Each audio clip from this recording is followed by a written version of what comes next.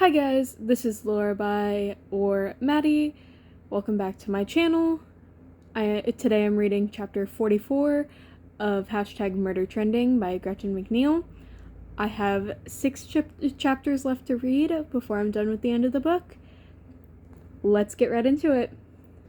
The back of Dee's head slammed into the concrete floor, adding a new mind-numbing pain to her growing collection.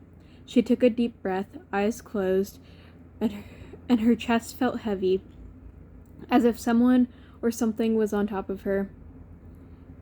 Dee blinked her eyes, dust and debris fluttered around her, but she distinctively recognized a head of shaggy blonde hair hovering over her.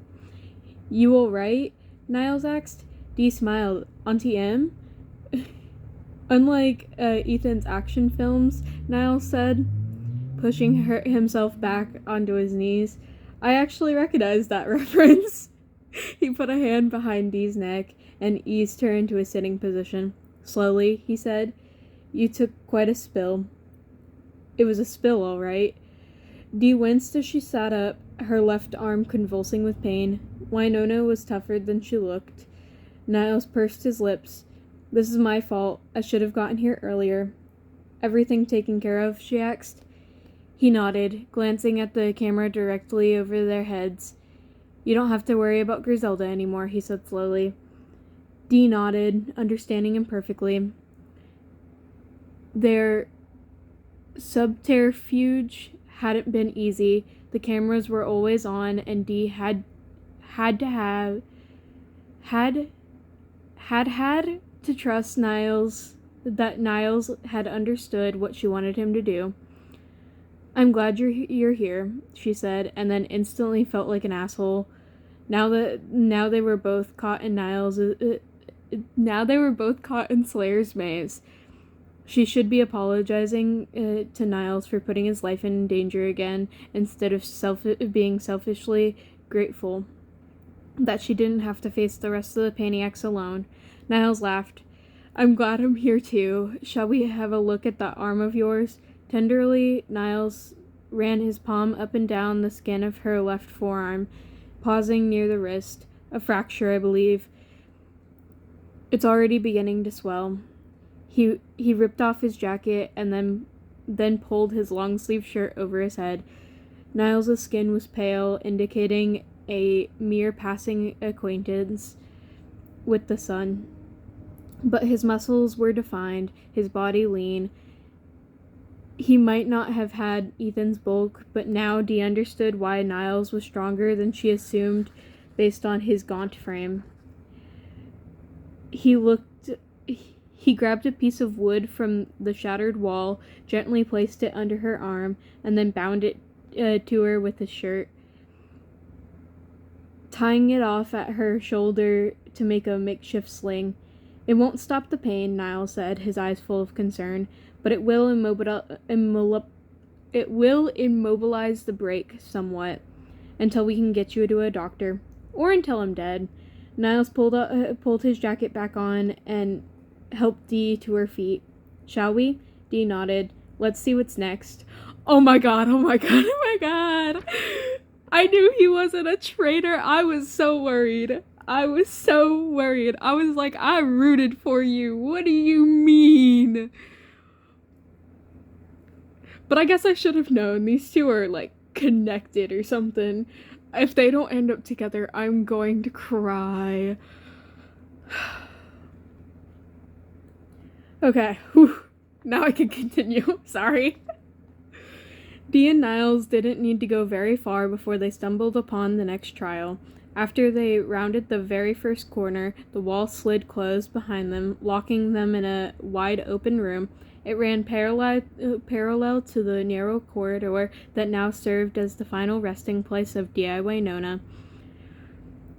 But while it was just as long, the space looked significantly wider, though it might have been an optical illusion. The wall through which they'd entered was mirrored like a dress rehearsal room. Illusion or not, it was wide enough to hold an elevated stage that ran about 2/3 the length of the room, plus a haphazard assortment of metal scaffolding and stacked wooden crates, set up as bleacher-style seating opposite the mirrors. Dee had spent enough time with her stepsister to recognize a fashion runway when she saw one, even if it was embedded in some kind of industrial waste storage room. Actors to their places, a voice called from the distance. Dee's heart raced, accelerated as Cecile B. D. Violent stepped out from behind the stacked crates. He wore a simple black blazer over a white collared shirt. Fastened at the throat was with a shiny black button. Cecile still had the dark shades, but he ditched the facial hair and sandy brown wig from his Die-Hard reenactment and replaced it with floppy blonde hair that almost reached his chin. The look was familiar, but also generic, and Dee had no idea what film scene he was going to recreate. What did she know? What she did know was that son of a bitch had just murdered Ethan.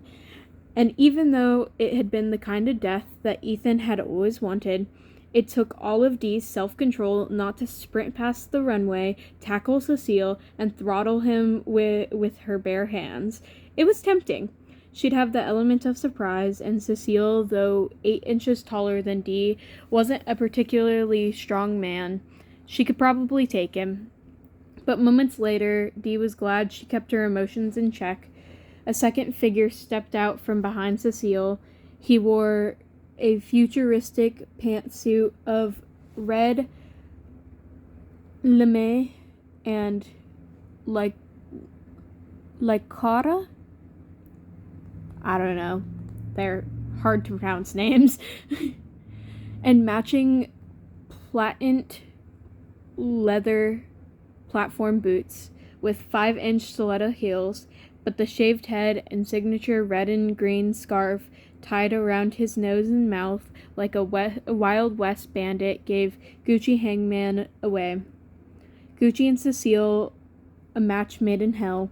What the actual fuck? Gucci stood at Cecile's side, staring at Niles and Dee with a hand on his hip. There weren't supposed to be 2 of them. Cecile tilted his head as if just registering that fact for the first time. Huh?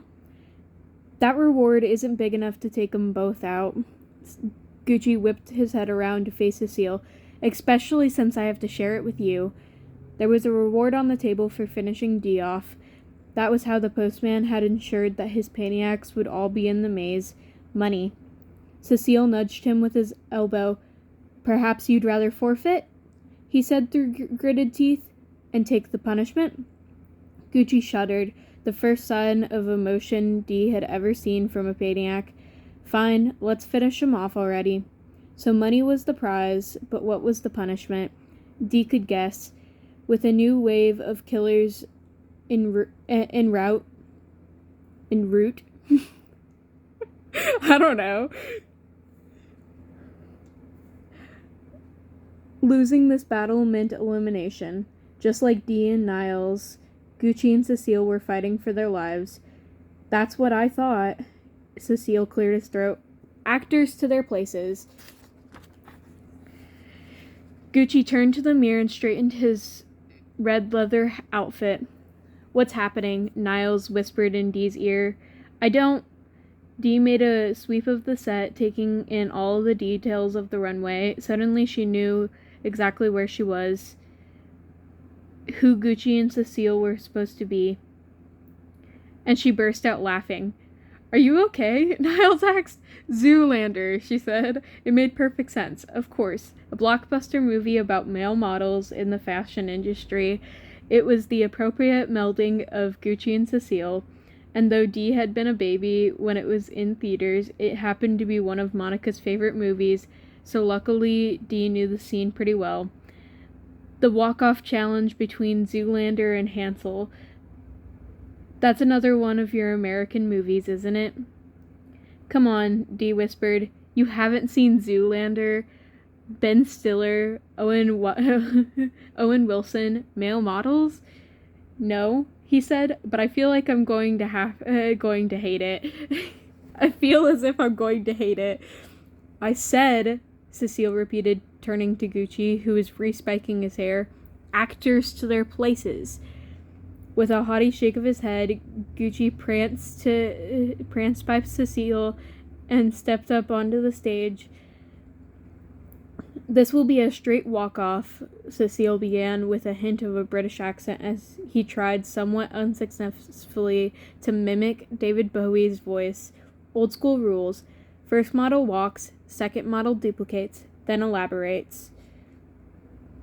Gucci tilted his head back and forth as if lumbering up his neck muscles, then nodded. Loser, Cecile added, has a gasoline fight. Gasoline fight? That wasn't part of the scene. Dee was pretty sure that she and Gucci were supposed to take turns walking down the runway until Bowie declared Gucci as Zoolander, disqualified, and boom, scene over. Not the kind of recreation Cecile normally directed, which ended in an explosion of fire, a man-eating shark, giant lasers, or a barrage of bullets. What did these two have planned? I don't understand, Niles said helplessly.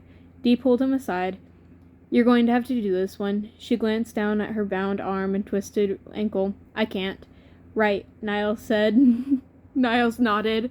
What am I supposed to do? It's a model walk-off, she explained quickly. Gucci is going to walk down the runway and back. You have to mimic exactly what he does, and then add your own embellishment. Niles's eyes grew wide. Embellishment? Dee glanced back at Cecile, who had climbed up onto the makeshift rafters to judge the competition. Just keep the competition going as long as you can. I'll try to find a way out. 2 terms pre-med at Stanford, Niles said with a sigh, and I'm doing a model walk-off. Age before beauty, Gucci said. He towered over them at the end of the runway, then executed a perfect pirouette on the tiptoe of one shiny red boot, and then pranced back to the beginning of the runway.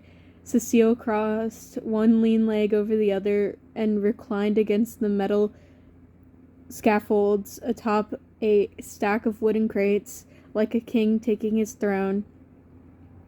And action.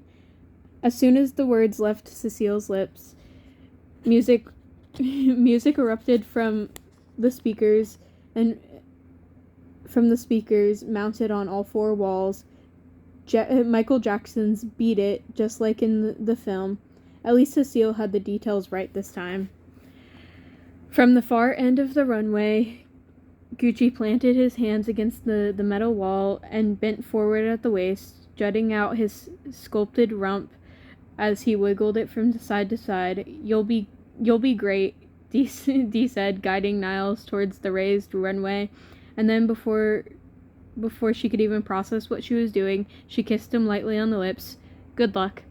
Yeah! Go Dee! And that is the end of chapter 44. I'm so excited. Like I said, I really hope Niles and Dee get together, because if they don't, I might cry. But like I said, that's the end of chapter 44, so I'll see you guys next time. Bye-bye!